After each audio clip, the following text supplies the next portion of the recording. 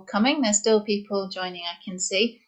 So this webinar tonight is about net zero, and we wanted to hold a meeting on this topic to have a bit of discussion about what these targets actually mean. So as you'll know, here in the UK we have a target to reach net zero by 2050, to cut our greenhouse gas emissions down as far as possible, and then absorb the amounts that remains by, for example, planting trees or new technologies.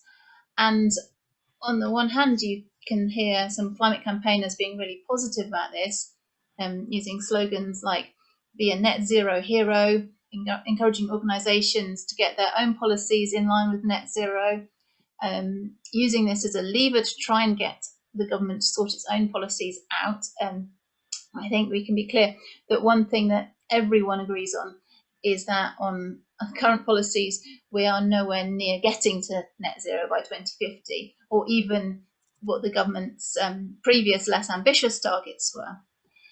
But then on the other hand, you'll also hear real concerns about the net zero targets, like slogans like "we need real zero, not net zero."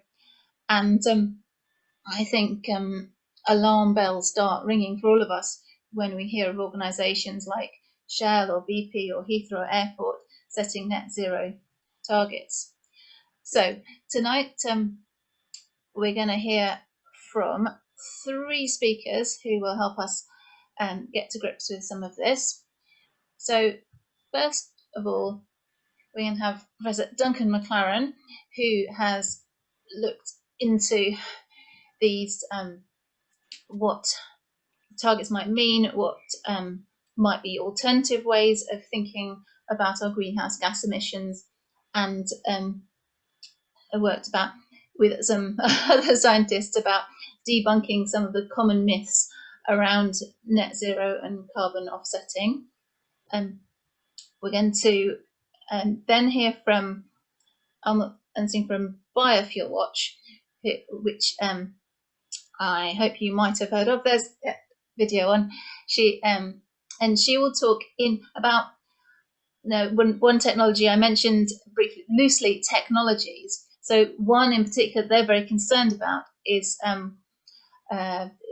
biofuels using carbon capture and storage. So burning wood, taking the carbon, storing it in the ground. The idea that this could be a way of using up our excess carbon emissions.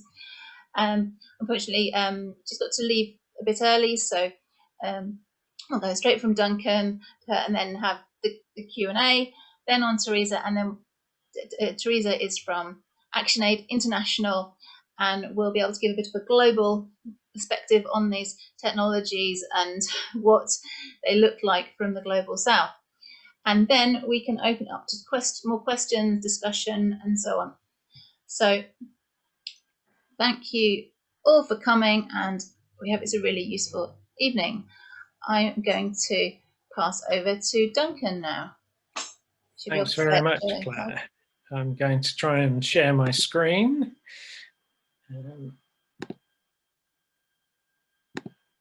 Which is looking optimistic. Okay, hopefully you can all see those slides. Thanks again for the invitation. I'm going to speak hopefully quite briefly to just introduce net zero, what it means, what the promise behind it is, and I'm going to highlight 5 problems with net zero. They don't all necessarily mean we should abandon the idea, but they mean that we need to be a lot clearer about what we actually mean by it. Some of the work that I'll be citing or that this presentation based on was funded by a project supported by the Natural Environment Research Council and other members of UKRI, so acknowledgement there at the bottom for that. Okay, so what is net zero? At its simplest, it's a state in which any residual emissions, greenhouse gas emissions, at the target date are counterbalanced by removals. And I've framed it that broadly because some of the debate is it CO2 or is it all greenhouse gases, for instance? So those things have to be clarified. But even before that, there are sort of bigger issues.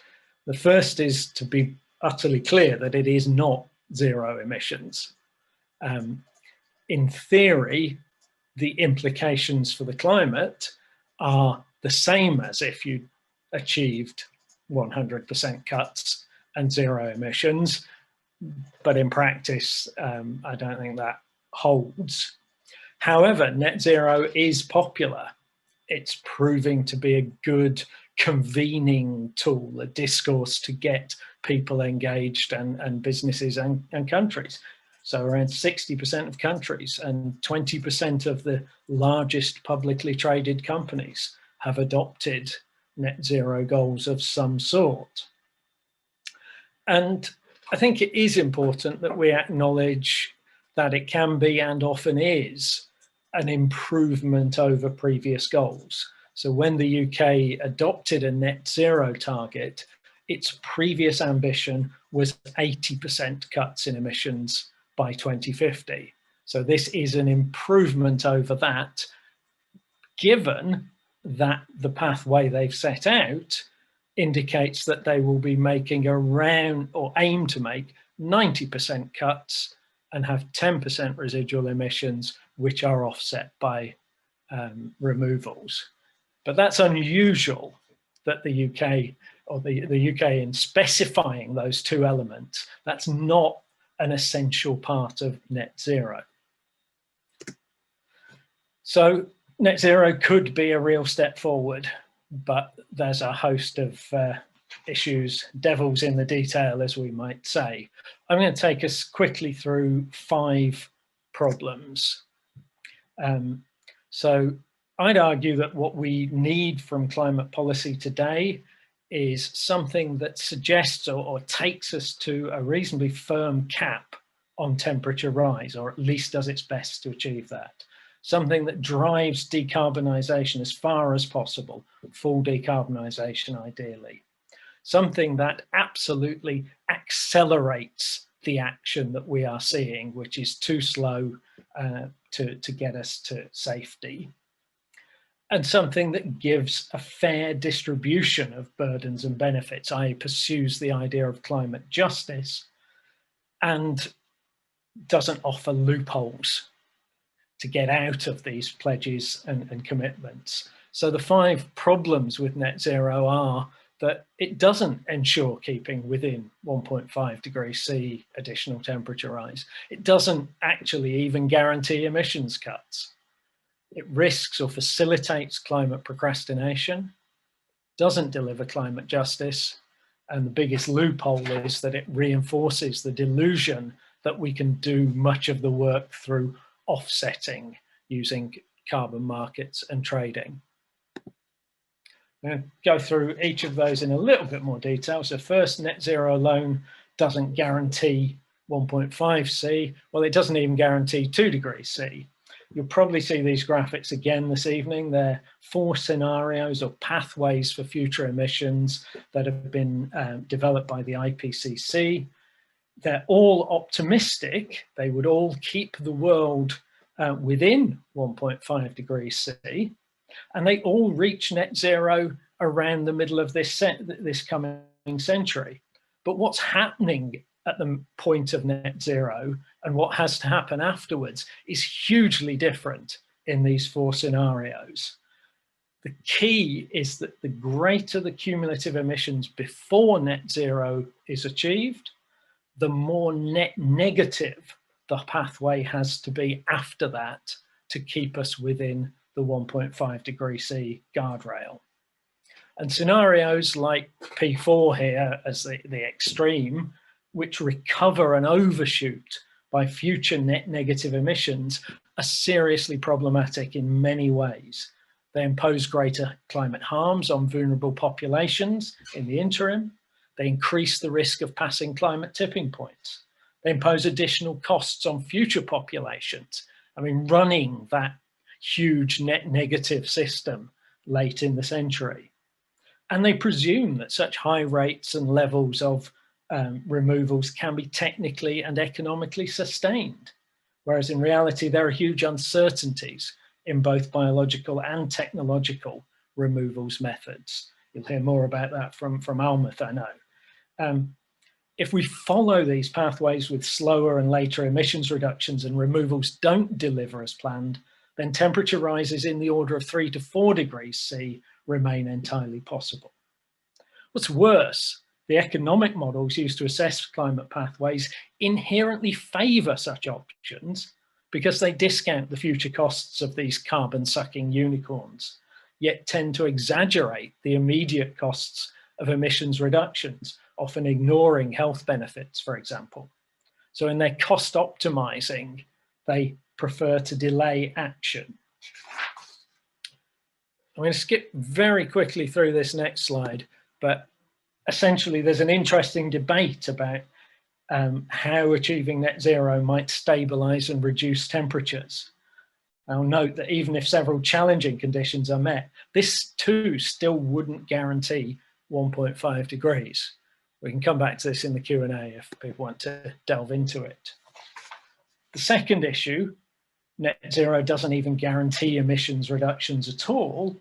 That's even though all these IPCC pathways see significant reductions, one could theoretically balance net zero by continuing to grow emissions if you could deliver enough removals to balance them. Neither the level of residual emissions nor the expected level of removals is fixed. In that sense, the UK is doing the right thing to specify what it is aiming to do to achieve net zero. I just want to point out here that strategies with high residuals and high removals are inherently more risky. The whole system is rather more likely to collapse under the weight of 2 20-gigaton elephants than it is under the weight of 2 mice, even if the mice weigh 1 or 2 gigatons each, which would mean maybe 5% of current global emissions being offset in a net zero state. More generally, capacities for removals are limited, costly, and in most cases potentially impermanent. So the more carbon we store away like that, the more we have a sword of Damocles over our heads if things go wrong. Moving on to the third problem, that net zero facilitates climate procrastination. Net zero pledges focus our attention on, in most cases, because that's the year that's been bandied around, 2050, not what we do right now. The model pathways suggest actually that future removals will be cheaper, as I've said, than cutting emissions now. So delay looks profitable to businesses and to government. Net zero rhetoric thereby empowers those wishing to sustain profits from fossil exploitation. These are typically powerful incumbent interests rather than potential new businesses, potential green job creators in the renewables sector or in regenerative agriculture. So it's no surprise to see oil companies, airports, and power generators leaping on the net zero bandwagon to protect their business models and sources of profit. It means that they can sweat existing assets and even expand their asset base, in part, I'm sure, in the hope of getting more compensation if they're then forced to stop. But it's also, in net zero, a delaying strategy for companies that are big energy users, like Microsoft and Amazon, who could actually be targeting real zero without changing their business models, but by targeting net zero, get even additional breathing space. Fourth problem is that net zero doesn't deliver climate justice. In particular, focus on a global net zero date moves our attention away from any idea of historic climate debt. And incidentally, if we were calculating net zero dates according to taking climate debt into account, historic debtors like the UK would need to reach net zero much earlier than 2050. One calculation I did for Friends of the Earth suggested maybe around 2033. Justice issues arise here also in assumptions about the location of and the rights to removal capacities. Many companies promising net zero while not delivering radical emissions cuts are actually indulging in neo-colonial asset grabs. They're grabbing the capacity for removal, for instance, converting natural forests to plantations or excluding traditional users. Net zero pledges are also a way that polluters and powerful elites get to define which emissions are seen as essential, which are going to be the residuals that we have to offset with removals. Well, we should ask, are, for instance, emissions from aviation for business that could be as easily conducted virtually as essential as those for subsistence food growing in rice paddies? Other justice issues arise because when emissions are offset rather than eliminated, this leaves frontline communities facing continued harm from the direct and toxic impacts of traffic, mines, refineries, and so forth. Note of positivity in thinking about justice, the potential for removals does raise an outside chance to push for climate reparations. But the more capacity for removal we dedicate to offsetting residual emissions, the less we can deliver for reparations. Fifth and finally, loopholes. I'll just address this one of offsetting. It all gets a bit complicated, but we have to note that in a net zero world, the only legitimate offsets are removal offsets. No one's going to have emissions reductions that they can sell to someone else, that they can trade. All emissions need to be reduced to zero unless they're offset by a removal. So there's no avoided emission offsets, only removals offsets. But we can learn, I think, from the problems of emissions, avoided emissions offsets, to suggest that removals offsets should never be turned into a market and traded. Most importantly, removals and emissions are not really equivalent. There are critical issues around impermanence and leakage. And when carbon is marketized, the incentives for poorer quality or even fraudulent offset production are maximized. Monitoring and verification just isn't keeping up. Over 80% of offsets in the clean development mechanism market traded in Europe were not additional, i.e. they were going to happen anyway. Even now, offset credits are being created against already existing and protected forests or already operating renewable energy capacity. We do need to incentivize removals, but doing so by guaranteeing ongoing emissions through offsets funded by flyers, drivers, or oil companies simply undermines the benefit. So the key takeaway here is that when we put these things into an emissions market, a trading market, we guarantee that the emission is going to happen, but we don't have a guaranteed removal because of all the risks associated with the permanence of those removals. So finally, I was just going to offer 3 reflections, recommendations, principles for actually making net zero work, not throwing it out. And that's to ensure that there's a firm hierarchy of action where cutting emissions comes first and removal comes lower down. It's to have separate targets and separate governance mechanisms for emissions reduction and removals, so that these false equivalencies can be avoided. And it's to ensure that for what we want to drive, emissions reduction and removals, each gets their own direct incentives, whether those are financial or regulatory, to make sure that they happen. Thanks very much for listening. I'm sure we'll make the slides available, and there's just some references there for further reading.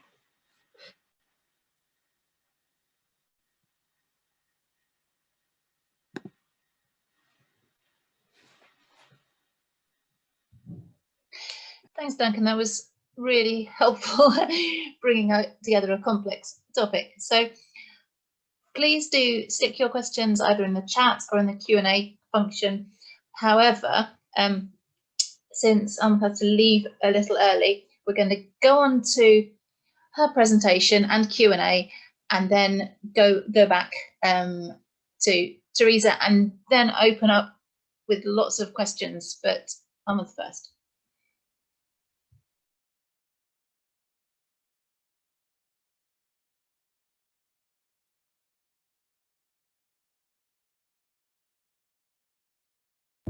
Okay.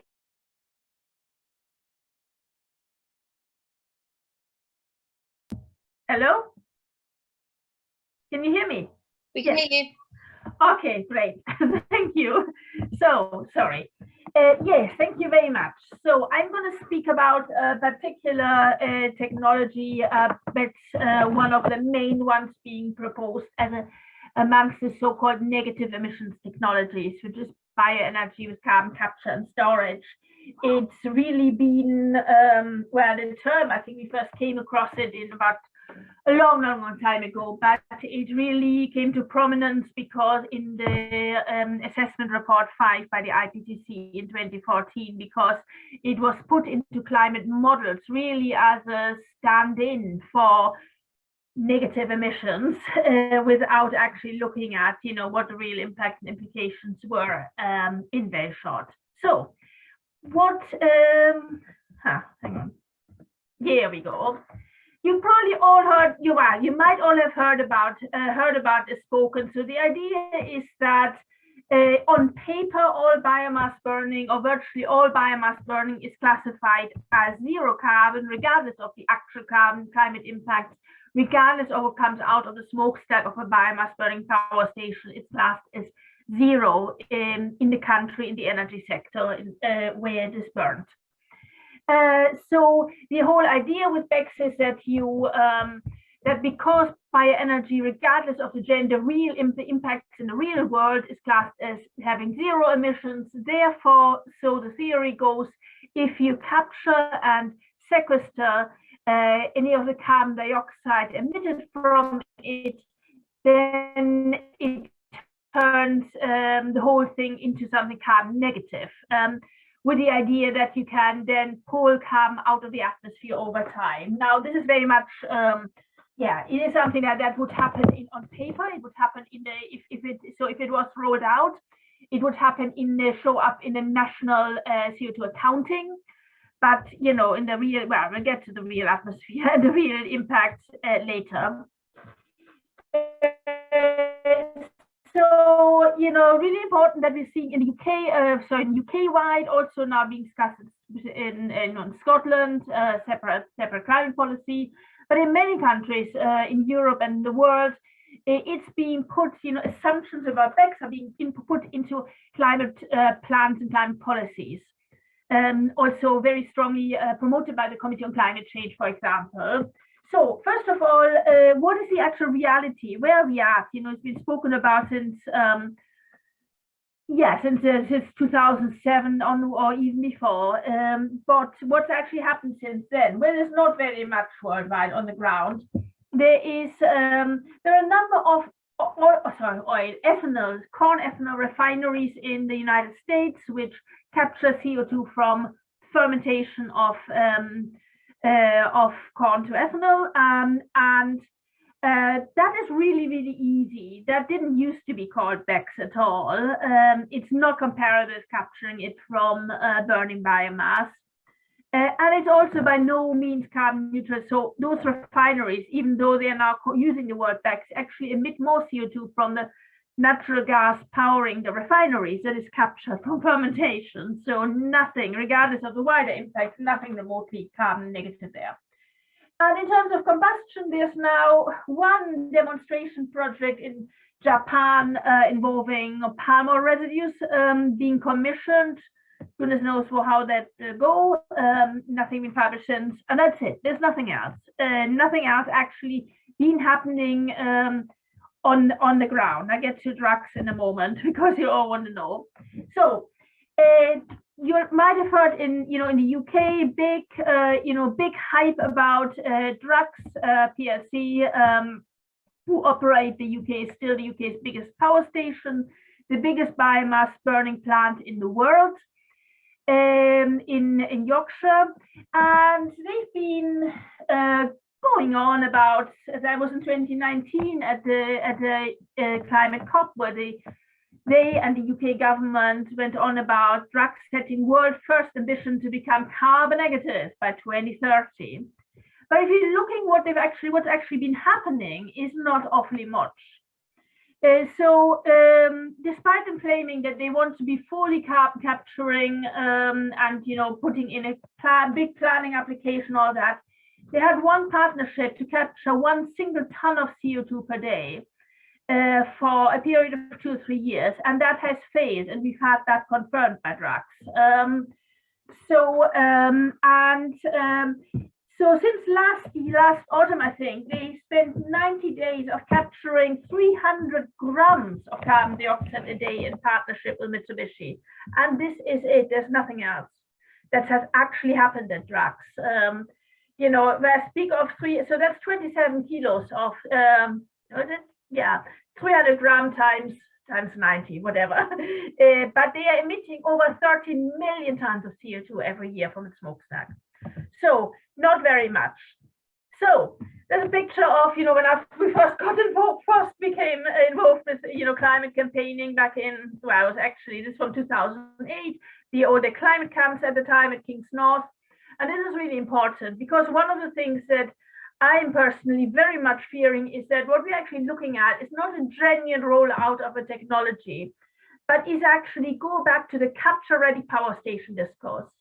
So what was happening in those days was that you had a fleet of new coal power stations being proposed, such as in King's North, where there was, one of those big climate camps, on the basis that they would be capture ready. If you give us the money, give us the support, or if you give us a permit, if you give us what we need, then we'll be, in theory, be the world first to capture CO2. But we don't actually have to do this. And I think that's a real fear that this is what's actually happening, might be happening. I don't have proof, but I'm quite concerned that they're actually Drax trying to get subsidies and getting all sorts of support on the promise that one day in future, we could.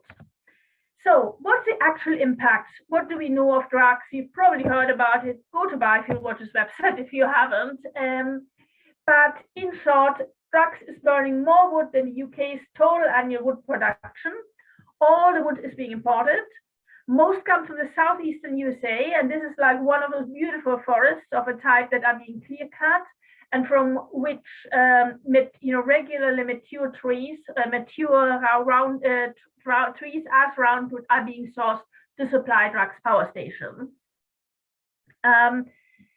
And really, I could say loads about the climate impacts, but as you can imagine, that is not what we need that is not what the climate needs, cutting down, logging more forests. And actually, the climate impacts are no less than those from burning coal over a period of several decades. So over the period that matters for addressing the climate emergency. Now, quite often people are under the impression that, that BECCS is simply about, if it worked, that BECCS simply is some sort of zero-sum game, that you simply get, you add carbon capture. So it's, an existing biomass power station minus the CO2 being emitted. That is not so. There is a significant amount of energy that you need. So with coal, as much as 31% of all the energy generated by a power plant could be needed just for capturing compression the carbon. With wood pellets, it might be even more. We don't know because Drax. Somebody from Extinction Rebellion group asked Drax at the public event, and Drax didn't know either what it would be, so they couldn't give an answer. This would mean even they're already burning more wood than the UK produces every year, and they could be burning 1/3 more if BECCS ever worked. So it's not it's even bigger impacts. My second last one is, this is from a letter that 87 scientists sent to, a lot of them from the UK, sent to the UK government in February. and really stressing that, forest bioenergy is increasing large amounts of CO2 to the atmosphere, and especially important, reducing the ability of forests to store and absorb atmospheric CO2. So as adding carbon capture will not resolve this issue. You're still depleting forest carbon stocks, forest carbon sinks, and really, I mean, basically continuing, damaging and harming the world's, world's life support system. The ecosystems on which all of us depend. And that's not going to turn, that's not going to get you to something that actually is going to help mitigate climate change. So the 3 points, just in recap, there's no ability of anyone to capture CO2 from biomass burning, hasn't been proven at scale. Therefore, it's unlikely to be feasible in the near term. You don't go from a technology that hasn't been demonstrated at all to something, massive and gigantic in a few years. It doesn't work like this. It's a high technology curve. This isn't anywhere near term. But there's a high risk of the BECCS discourse being exploited by Drax and others to continue getting subsidies for business as usual, for simply burning more and more and more trees with a promise of becoming capture ready. And finally, and this is really important, is we have to get away from the discourse of do we need it, because this is going to make climate change even worse, even faster. And under no circumstances, no matter how bad things are, can we go for technology that will make the situation even worse. Yeah, that's kind of my my summary on BECCS. And now stop sharing. Yeah, I think we're taking some questions, Claire, or? So if you have questions specifically about BECCS for the moment, can you pop them in the chat or the Q&A? And maybe you should put your details or Biofuelwatch's details, so if people do want to follow up on the issues you've raised, they can get in touch. So I see we've got so Alison posting the Drax trains travel here to Northwich. She wants anyone local in the Northwest to speak at the transition group. I'm sure you can follow that one up. Sorry, where is it? Local. So it's a request for a speaker in the Northwest. If you put your I put my details in, absolutely, chat, yeah. Or Biofuelwatch details, yes. And I'm not seeing at the moment anything. I think you've probably made that all so clear that there's no specific. Oh, hang on, is that a question? No. So if but do I would encourage everyone to follow up with Biofuelwatch and learn more about that campaign. Perhaps you'd want to give a plug about the Drax AGM. I was just wanting to do that. I was hoping to combine it with a question. So since I was speaking about Drax, the AGM is on Wednesday, and we are really, if people have even a little bit of time to write a little sign and hold it up and take a selfie and send it to us or share it. We are asking as many people as possible to do that and share it on Wednesday at the time of the AGM. So I put that in the Zoom chat. Thanks. Lovely, and thank you so much for your contribution. And I understand you're going to have to head off in a minute. So go over to Teresa, our final speaker.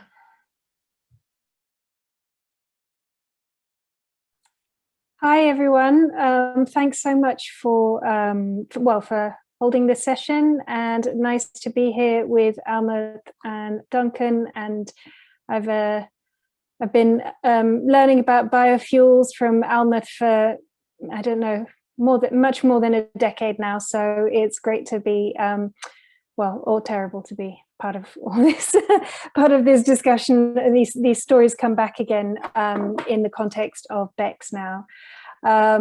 So I'm going to talk about the impact on the global south. I don't know if you all know ActionAid, but we're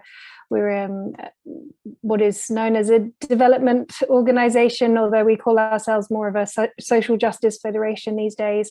And we've been coming at this net zero discussion from a southern angle, because we've traditionally been working on climate issues and the way that they impact the global south, the way that climate change issues impacts the global south, but also really starting to see how climate solutions also affect the global south, because they're really have the tendency to, or some of them, especially with this net zero framing, can really compound climate injustice and in fact drive what we now call climate colonialism. So as Duncan with his Mickey Mouse and elephant drawing sort of did a version of this, you can have net zero targets which are either no tons of CO2 minus no tons of CO2, or 10 tons, removing 10 tons of CO2, you still get net zero. Or you could have 100 tons or 1,000 tons of CO2, and as long as you subtract the same amount, you still get a net zero CO2 amount. So that is the key thing to understand about that net zero is not necessarily zero. They sound similar, but we shouldn't be accepting them at face value. And it's the net that needs particularly close scrutiny, because how big exactly is that netting out, And so the implications of that, how is that carbon going to be removed from the atmosphere? And in the process, who's that going to impact, and is it even possible? Because the bigger the net, as was alluded to, basically the weaker the target and the more dangerous the implications. In the vast majority of cases of these net zero targets, it's basically heavy greenwash. And if we ask ourselves, well, how can we actually remove carbon dioxide from the atmosphere? Well, really the only strategy we have and we know about that actually works is the age-old process of photosynthesis. That's really the only thing that works. So protecting and restoring biodiverse ecosystems, particularly safeguarding the rights of indigenous peoples, is our only realistic option. In fact, we know that there's lots of studies that show that the most effective way to protect the world's ecosystems is to safeguard the rights of indigenous peoples in those ecosystems. They're far more effective than let's say conservation NGOs at doing the job. But really, that is our only realistic option. However, our planet has limited land, limited global capacity. So there's only so much ecosystems we can create on this planet.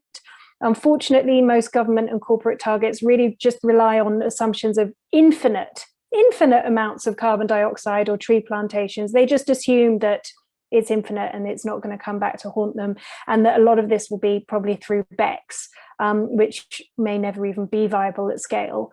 Or they may be crossing their fingers for new futuristic technologies to be invented at some point in the future to fix the problem. All of these targets, already the targets that have been announced, there's like at least 800, but probably more like 1,000 or more net zero targets been announced by various corporations and governments. And if you add, not all of them are even clear how much land they will use. A lot of them have just literally scribbled the words net zero on a napkin and announced it. But sorry, Duncan. And some of them have done a little bit more homework to show how much will be offsetting and how much is actually real action to reduce emissions. And from what we can tell, all of these targets added together add up to far more than the Earth's capacity. So let's look at Shell, for example, celebrated by many as a climate leader in the energy sector. They certainly talk a good game about renewables and being part of the solution, and how they plan to change. So they announced their net zero by 2050 target, and this is just an infographic that I, screenshotted off their own website to see what exactly are they planning and how much are they actually planning to shift to renewables, which we know is the solution. Well, it turns out that really operational efficiency is a little bit, natural gas shift, I can't imagine that's great, frankly. Renewables is only a tiny bit. Look at that. But actually, CCS, carbon capture and storage, and natural sinks turn out to be doing really the heavy lifting in that target. And so we come away with the impression that these fossil fuel and other corporations are really doing their bit to get to zero. But really, if we even see the numbers, we see that they're not doing anything like that at all. Natural sinks, of course, means tree plantations, means land. So Shell, in their role of, pioneering this big climate revolution, have been saying it's not just us, we plan. It turns out if you look at some tiny footnote and you look at how much land they think they need to offset their own emissions, that comes to about 50 million hectares of land, which is about the size of Spain. In fact, other studies have suggested that they've actually underestimated the amount of land. They've estimated actually that trees sequester a lot more carbon than they really do. So that number probably, even just if you were imposing a real number on Shell's emissions removal strategy, it would be more like 100 million hectares that Shell alone needs to offset their emissions, their continued planned emissions. But then they say Brazil would, they say that the whole world together can offset all the continued emissions and stay under 1.5 degrees if we have a new forest somewhere on the planet the size of Brazil. Well, I haven't noticed any empty continents myself, but perhaps somebody else can spot them. But that's obviously there's a problem right there that we don't have a space for a new Brazil-sized forest. And just to get a sense of how much land we're talking about, Brazil is 850 million hectares, Africa is 874 million hectares. So we're talking about actually nearly really the size of Africa is what they're talking about. And to get a sense of, and global food production is 1.5 billion hectares. So we're actually eating massively into, if we're talking 100 million hectares, we're talking about taking away the majority of global food production, the equivalent of the land put over to global food production to just offset one company net zero target. And there are hundreds of companies out there with net zero targets. So obviously we have a problem. And we've already learned the lessons as Biofuelwatch and others, and ActionAid and others, and I think probably even Duncan as well worked on biofuel issues a while back. In 2007, the EU and the US and many countries started to say, right, okay, let's solve the climate problem by shifting the kind of fuel we use. We'll use biofuels to replace part of our petroleum and diesel. And that sounded green and sustainable, but actually it led to massive land grabs because you needed a lot of land to grow these biofuel crops. And that led to about 30 million, maybe more hectares of land grabs. And the consequences of that were huge. We saw massive hunger in places. I don't know if any of you work in this sector, but at the time, we were seeing, we still are really seeing farmers, indigenous communities, local communities being pushed off their land to make way for massive tree plantations. We saw food crops being replaced with biofuel crops, so that led to rising food prices, hunger. We saw ecosystems, prime ecosystems being cut down, supposedly for climate reasons, to plantations, often soy, sugar, or palm oil to produce biofuels. So utterly perverse from a climate perspective, and utterly awful, horrible from a human rights perspective. And we even saw, like in countries like Tunisia, I think, food prices rose so sharply as a result of commodity prices being affected by the biofuel land grab, that it actually led to revolution because people were so hungry. So, you know, these have far-reaching consequences, and yet there's some of the scenarios about the amount of BECCS we would need to offset and stay under 1.5, like that graph that the IPCC graph that Duncan showed. Some of these, you know, envision 10 or 20 times more more land than we already saw with the biofuel land grab being required for BECCS. And so we know that these developments are going to target the global south, and that's largely for two reasons. One is that trees in the global south actually sequester more carbon more quickly. They have higher annual sequestration rates in tropical areas than they do in temperate areas. Like the UK or Sweden, where I am. So if you're in the UK, you're relatively safe. But in the global south, you're you know, you might also be targeted, but especially if you have insecure land rights, you're more, which tends to be more of the case. Many more people living on communal land, traditional land, and those land rights, traditional land rights being trampled over and people being pushed off their land for the sake of these new biofuel or upcoming BECCS, perhaps, or tree plantation offset land grabs. And so we're seeing global south communities paying the price yet again. You know, not only are these communities the ones that have done the least to cause the problem and the ones suffering the most severe climate impacts now, but they're the ones that then, on, you know, injustice on top of injustice on top of injustice, now get to be the ones who are forced off their land or suffering hunger to solve a climate problem that they didn't cause. And really what this is doing is just shifting the burden of solving the problem onto the global south, and particularly the poor and land insecure communities of the global south. And it amounts to what we're going to see, well, no doubt, if this continues, is a new form of climate colonialism, where the global north really just extracts what it can from the global south. So net zero targets are basically relying on unrealistic amounts of offsets. They're basically setting up for either massive land grabs or massive failure, because, you know, it's unrealistic to imagine that we have new empty continents, or likely both. Instead, if we want to see real climate action to help us stay under the 1.5 degree warming threshold and avoid runaway climate catastrophe, we have to minimize the total amount of carbon dioxide we put into the atmosphere, and we need to do that soon. And that requires us to really radically restructure our energy, our agriculture, our industrial and economic systems. We need just transitions to make those shifts and bring the global greenhouse gas emissions down to near zero. A part of that does have to be protecting and restoring biodiverse ecosystems.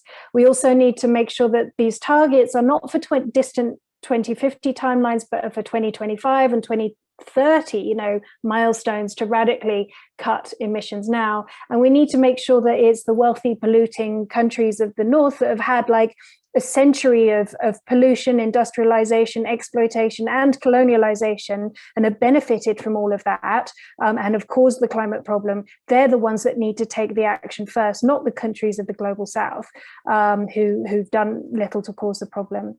So it's the northern countries who have to act first, do their fair share of action, provide climate finance to support low-income countries to transition to greener pathways and to deal with the impacts.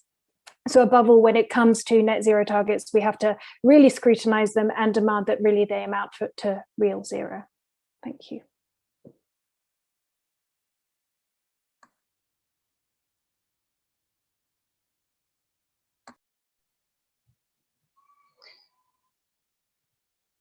Great, thanks. So let's have a look at some of the questions that have been put. The first one in the Q&A box is raising the question that is a big problem for the UK's net zero target is that it actually doesn't cover everything it should. For example, aviation, shipping are carbon footprint that's embedded in imported goods that we consume, and even defence emissions. In our army's carbon footprint is left out. So the suggestion here is that it may only be 52% of our real emissions that are included in the net zero target. Yeah, I mean, Shell, you're right. Sorry, Sean, not Shell. Sorry, Shell on the brain. Sean, you're right. That is a problem. I mean, the UK and European countries are massively underestimating their real footprint, and you're right for flagging up that defence emissions are not accounted for. But that is not the problem. That is not the only problem. There are even within the problem, even that aside, we have all of these other problems that we've mentioned, I would say. If I might add, I'd just say the production versus consumption accounting is an issue when you look at it from a perspective of a particular country. But as long as every country is using the same metric, then that it sort of comes out in the wash at a global scale. What doesn't come out in the wash are the things you've highlighted that are not included in anyone's territorial emissions, international air travel and shipping. And that's small but significant, and a growing proportion of emissions as or if we actually successfully cut other emissions. So yeah, thanks, Sean, for highlighting some additional problems with net zero. But as Teresa says, they're not the only problem. Mike's asking about what we would actually need to do to achieve our net zero goal. Now, Teresa talked about what Shell is saying that they would need for theirs, and Duncan, I think, said that the UK is estimating to actually cut emissions by 90%, which then leaves this sort of 10%. So I guess it's thinking about how feasible is that, and can it be done within our own borders without relying on BECCS, without relying on planting big forests in other countries and so on? Well, it's a tricky question, and I mean, I may be answering engage with it in two ways. One is that I'm not sure it's appropriate to sort of make bold statements about how many trees you'd need to absorb a certain amount of CO2 in the UK. It depends on the soil, it depends on the species, it depends on the management, it depends whether they get burnt down after a few years by a wildfire. There's so many uncertainties. How much we need, also, or whether we could do it, also depends perhaps critically on diet. Have we got enough land? Well, maybe if we give up using lots of land for beef production, we might have enough land to plant trees to sink carbon. Probably not, though, even at the 10% level that they're suggesting. That the CCC figures, I think, essentially are assuming some continued imports for BECCS at Drax. That's unsurprising when Drax has a member on the CCC. The second thing, though, and I think more important, is I think it's dangerous to take this sort of line of consideration. We will never be able to plant enough trees and restore enough habitats to capture fossil emissions. We might, by restoring habitats and replanting trees, capture back enough of the emissions that have come out of our soils and have been produced by felling and burning forests over the last 10,000 years. That's the biological carbon cycle. We might repair that. But if we try to shove all the carbon that's coming out of the geological carbon cycle, out of fossil fuels, into the biological cycle will break that too. So we just shouldn't be thinking in those terms of putting fossil carbon into the biological cycle. Yeah, that's really clear, Duncan, fully agree. And also to say that really the pressure has to be on bringing emissions down. And so like agriculture is a big area where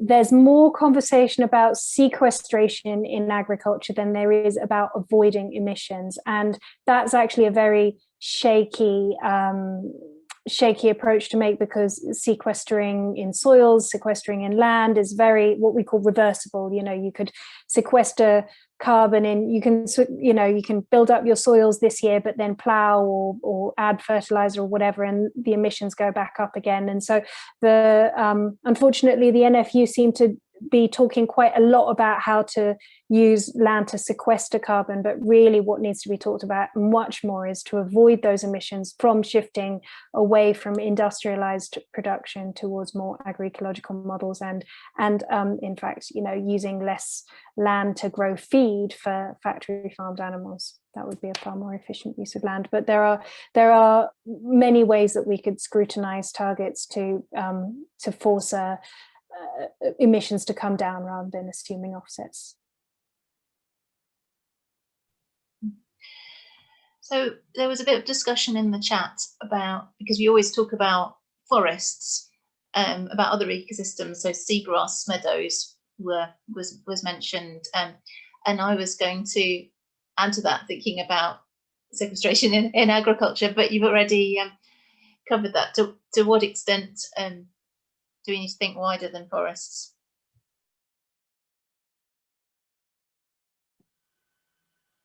We definitely need to think wider than forests, even within this question of how we repair the biological cycle. So seagrass is definitely a possibility with a sort of a fairly limited geographical scale. The same holds for things like salt marshes or mangroves. They're really, really excellent carbon sinks per unit area that is well managed or properly managed. And as Teresa was telling us, that's probably best by the indigenous users rather than us latecomers. But so restoring those sort of things ought to be a no-brainer. That was the line that I took 10 years ago when I started working on this. Unfortunately, it's clearly still not quite happening. Tree planting's the difficult one though, because there's places where we don't necessarily want to plant trees, and there's such difficulty in getting it to stick and getting it accounted for properly. I find promises of tree planting at the moment just generally exaggerate the potential and make it and distract our attention from cutting emissions. Yeah, I don't have so much to say about seagrass meadows for sure. That's not been a focus, and it's is an interesting development. I can't tell at this point if there are any downsides or if it will really work out as hoped. But I am really wary. I mean, I'm just going to repeat myself again. I am really wary of the discussion focusing on sequestration and offsets. If there's one message I'd like you to take home, it would be that it's got to be about emission reductions, and the radical systemic transformation that we all need to push on together to make that possible. Because right now our governments and our culture isn't ready to bring those emissions down radically. And normalize the radical to try to create a culture whereby a transition is inevitable and it's just and it's great and we'll chance. And tree planting and seagrass meadows can come along with that, but we need to make sure that they don't distract us from that really much harder work that we need to do.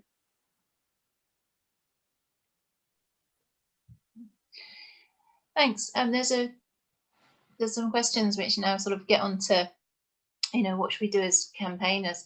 I mean, one by Les in the Q&A is saying that net zero based on carbon trading obscures the idea of collective action, and that we should work together. And I can see that that's linked into the idea that this stuff is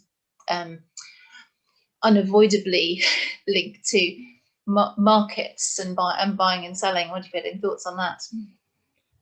Well, I mean, I'll go back to sort of my three final points, one of which is that I think we have to avoid the marketization of this problem, because that way madness lies. We've seen that with the offset markets. That doesn't mean avoiding putting some sort of price on carbon. That might be part of the answer through a carbon tax or something like that. But the idea that alone could drive the change we need, no. How we create a collective, that's, I mean, $64,000 question, Les. And one of the biggest problems in the modern era, I think, is this idea that there is a global we that somehow magically come about, because the globe, what we are seeing now is the rich North finally realizing that climate is a problem when California's on fire, and unloading the problem, as Teresa has pointed out so eloquently, onto the global South, to use those very crude indicators. So there isn't a global we, and we need to keep on pointing out that there isn't a global we, and that those who have not had voice in talking about how to tackle climate change and what measures are acceptable and what are appropriate need to get that voice, and those of us with influence in the global North need to use that to help create a space in which those voices can be heard. Yeah, I mean, to summarize though, for campaign goals, it's quick and rapid emissions reductions now. Let's not worry too much about whether it's going to hit 80%, 90%, or 100% or 110%. If what we've got to do is bend the curve down now and fast. That's the top one. Not mess around with trading, and then do what we can to build up removals capacity. And I'm actually a lot more optimistic, I think, than Teresa of what might be possible. But we've got to use that for reparation in both senses of the word. Reparation with the natural world and reparation with the post-colonial world that we've exploited so much in the past. Yeah, exactly. Well, I mean, Almuth have articulated about future technologies, whatever coming on board, and we can't exclude the possibility that some of them may come to work at some point, but we definitely can't count on it. And it seems absolutely daft to me to have a climate, unicorns. It seems much more sensible to create climate targets based on the possibility that unicorns will not come along and save the day. In fact, we have to create our climate targets based on what we know we can work. And so you may be surprised to hear me, an actionator, talking about global South issues, land grabs, working on biofuels and land rights and indigenous rights and all of that, and suddenly coming out with, we need to normalize the radical and do just transition. But I see it as the only way that we can protect land rights protect communities from the impacts of climate change, and get the planet on a chance to avoid the runaway climate breakdown. And so Les, I don't know if you're talking about a global we or a but I think a UK we is a good place to start, because climate justice is an issue that and a concept of, you know, those that have the most responsibility for causing the climate crisis, taking responsibility and stepping up, taking action first, and, you know, holding their hands up, and understanding that this, you know, the benefits that we've experienced in the global north, especially in extremes of inequality and extreme wealth, these aren't sustainable. I mean, there's all that. There's the very good Oxfam research as well, which shows, maybe somebody else has the numbers at their fingertips more easily, but something like the top 5%, and I think it might be the top 10%, which probably a global 10%, which includes all of us, are actually responsible for 50% of the world's emissions. But actually the bulk, even within that top 10%, there's a top 1%, which even are responsible for most of those. So we should keep holding our global north to account, but also we need to create a different culture shift on assumptions about what consumption and pollution and what is normal if we're going to be sustaining the planet. I'm sorry, that wasn't a strategic answer to your question at all, Les. Sorry about that. But I do feel that climate justice has to be part of it. There's a couple of questions which I think are linked.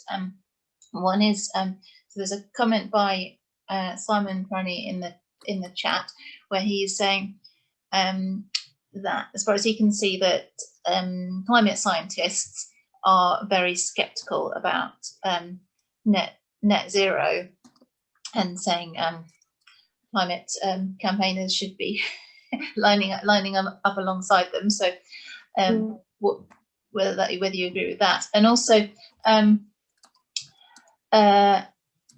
so Myra has put in the Q&A how much is real zero being talked about seriously amongst government advisors, NGOs, etc. so far? Are you seeing signs of this discourse shifting at all? So what are scientists talking about it, and how are government and NGOs talking? Yeah, good questions. Well, I'm really have also been very influenced by the thinking of Kevin Anderson, as I think you referred to, and others who called it out, and who for many years was ostracized as definitely an outlier in the climate science community for many years, because for many years there was this climate science culture of being very conservative and underestimating the impacts of and the likely escalating temperatures, etc. And Kevin early on started to challenge that, and I think he's been borne out, and many more are now challenging this. And Duncan, I think, started as an activist, so was already there in the first place. But so I think the science community, civil society community is not homogenous as well. There is a bit of a spectrum on what some NGOs and activists will say or believe, and I think the strongest ones who tend to have a clearer analysis about net zero tend to be the organizations that resonate with climate justice principles, because if you believe in climate justice, you believe that those countries, communities that have done the most to contribute to emissions and are over history, and as you know, those emissions are still accumulating in the atmosphere today, even though they were emitted 20, 50, 100 years ago, they're still there warming the planet today, and that action should be based on how much you have historically put into the atmosphere. So many of those groups are the ones who are calling out the net zero targets and being stronger about what the solutions are. Real zero language is not yet, I will say this, it's not really being picked up by governments yet.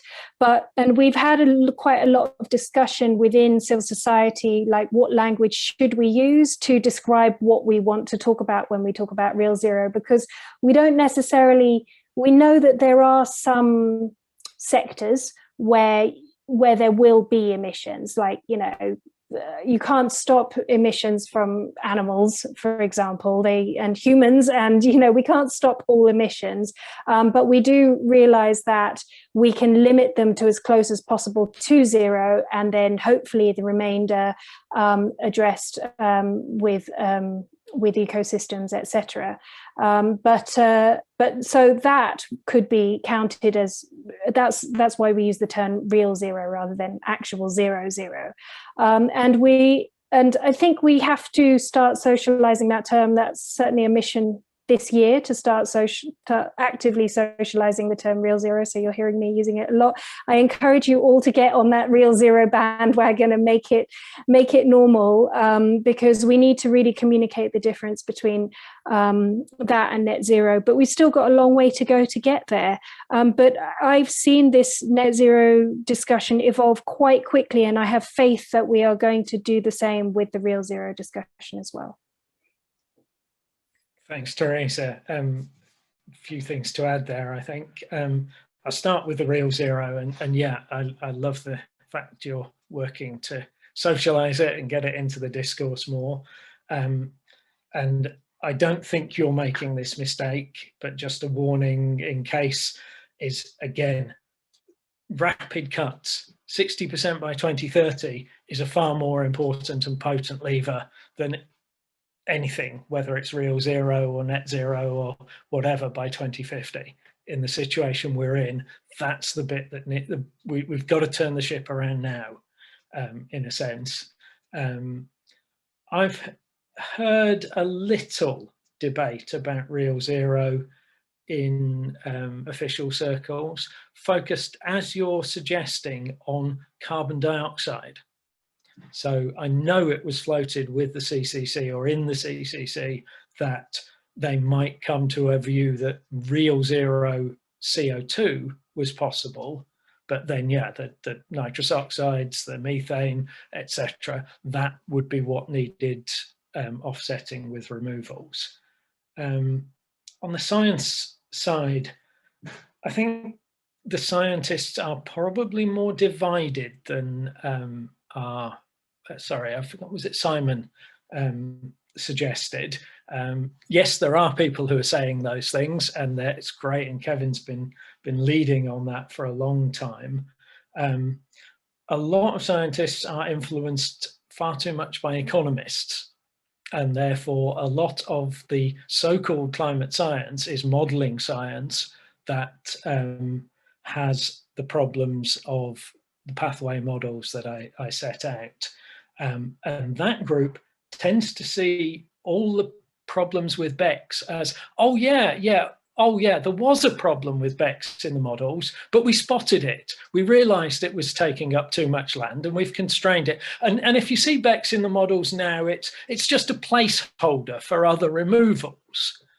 And they have not dealt with the underlying problem that the cost optimizing discounting models will always go for the unicorns in the future over the emissions reductions now. So I'm going to say something that might sound controversial. Activists who say, listen to the science, are conceding. We are political activists, and we need to not just listen to the science. We can use the science, and we should defend good science, but scientists aren't infallible. And in this space, I would bet my bottom dollar that if we just listen to the science, we'll end up not with carbon unicorns, but with solar geoengineering unicorns as our salvation for the next part of this story, and I don't want to be going there.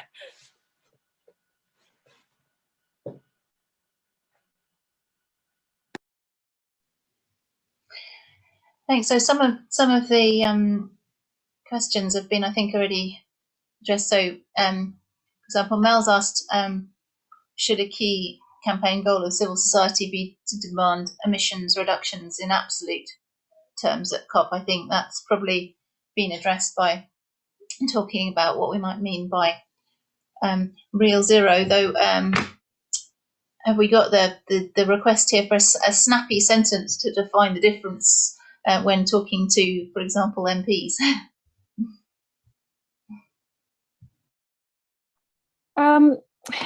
Snappy, no. That's the thing about net zero, is it is a two-word slogan that sounds great, and by being so simple, it covers up everything.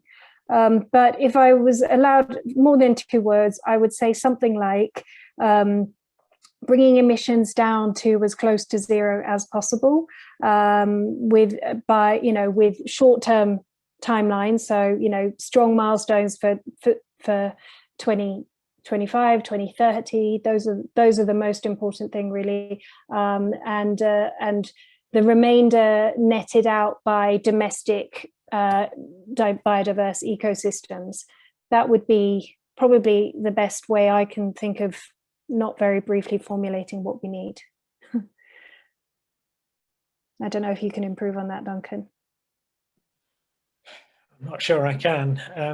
I mean, I think I'd probably try and come up with an elephant in the room, in the sense that with net zero, you can have an elephant in the room as long as you've got another one outside, and that's net zero elephants. But carbon's the same. I think it was Mel again in the chat who's mentioning her local council cutting down mature trees, and then saying that the little saplings that are being replaced are the equivalent, and they might die anyway.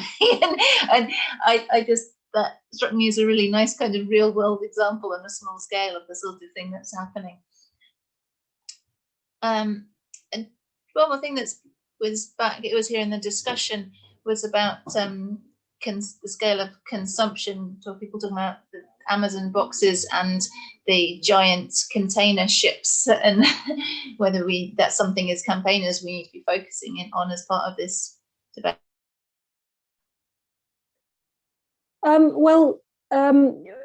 Obviously, as campaigners, we have to pick our moments and choose our strategies, etc. But I do fully agree that the level of consumption that we experience, and rubber duck, shipfuls of rubber ducks from the Far East aren't a good use of our planet's scarce emissions, and resources. And I think we can probably do and live a comfortable life without them. So we need to find way, and I don't have the solutions right now on how to really cut down consumption to sustainable levels, and to limit the shipping and the travel and the delivery and all of that is embedded, as well as the production itself. Not to mention all the injustice and the pollution at local level, and the toxic water systems that come from creating all of this, not terribly useful stuff. But I don't see them as compatible with the world that we need to have. So ultimately, yes, the answer is yes. We have to figure out a way to do that, but I don't have a good answer for you how.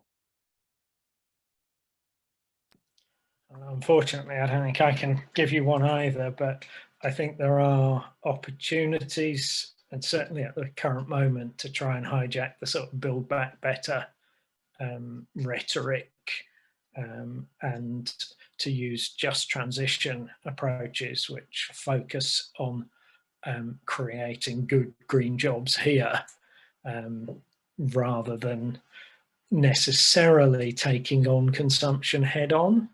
Having said that, I mean, as a campaigner, I worked for about 20 years trying to take on consumption, so it's not as if it's a new idea.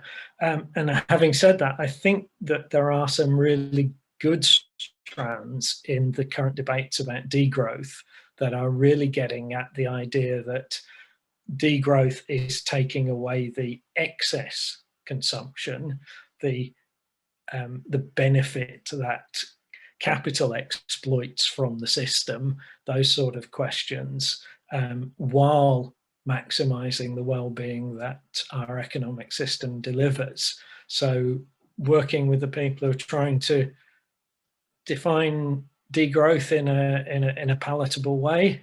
I know it's very much unpalatable in the political system at the moment, but that would be a good one to follow the challenge of getting across real zero. And maybe just to add to that is I definitely see actually the conversation about what the economic system needs to look like as being part of this upcoming conversation about just recovery, just transition.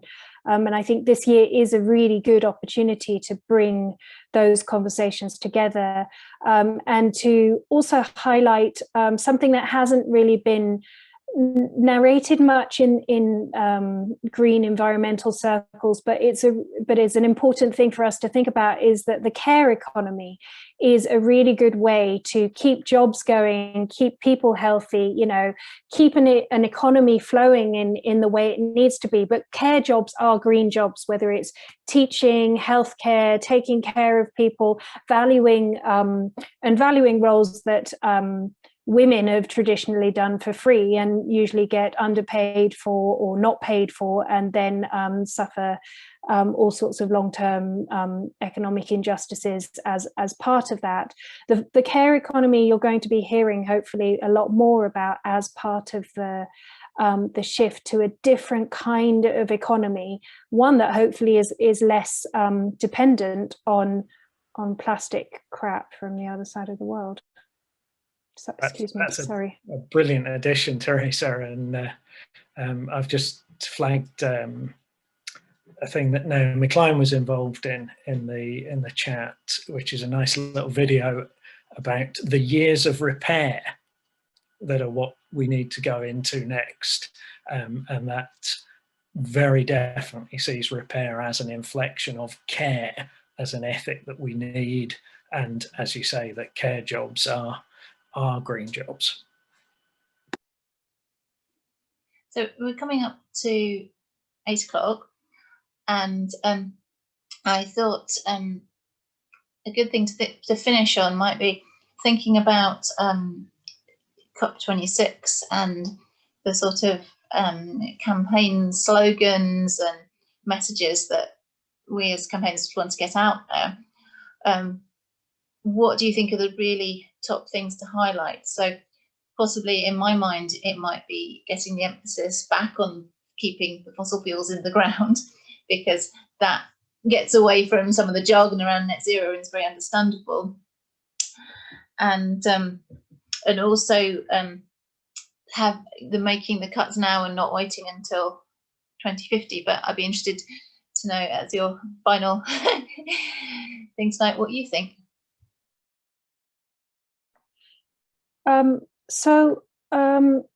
Yeah, I think that I try to think of the net zero discussion is an absolute threat for many, many reasons, because we could see continued business as usual. You know, we're deluded that we're on track to meet climate targets. And we could see massive land grabs and all of the dangers that we've talked about. But we could also turn this into an opportunity. You know, we have the chance to jujitsu this greenwash into holding those corporations and governments that have written their net zero promise on a napkin and waved it around, and say, okay, now that we know that, you know, what real zero is and what we really need, how are you going to do that? And force them to meet the commitment that we want them to be making. So I think that the opportunity of COP26 provides us with a chance to talk about real zero, I'll say that. And to show what we really want to do, which is fossil fuels in the ground, and link it to the just recovery and just transition, and the real change we want to see. Now really is the chance to show that the deep structural system change that we want in all of these different sectors, including the green jobs from the care economy that are going to be part of our Building Back Better, are really front and center, and that I think can get us a long way in making that culture shift and normalizing the radical that we need.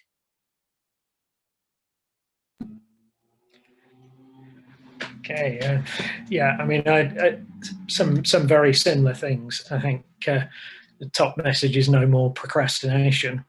Make cuts now, not later.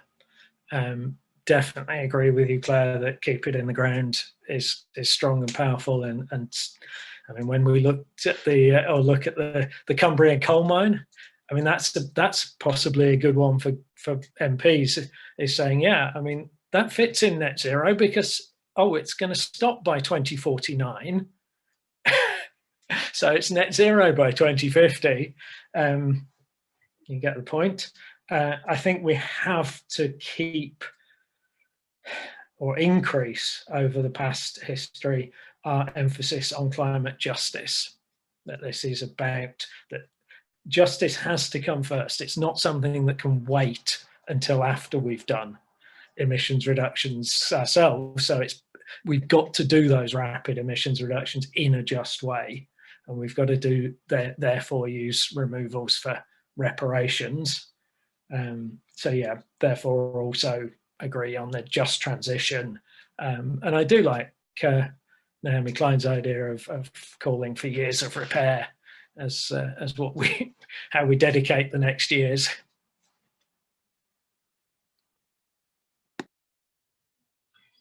Well, thank you so much to both of you, and of course my thanks to Almuth who's left, because your presentations were just so clear and helpful in understanding this, and thank you for all the attendees as well, because I thought you asked some really great questions. Look forward to seeing you at another event. Thanks.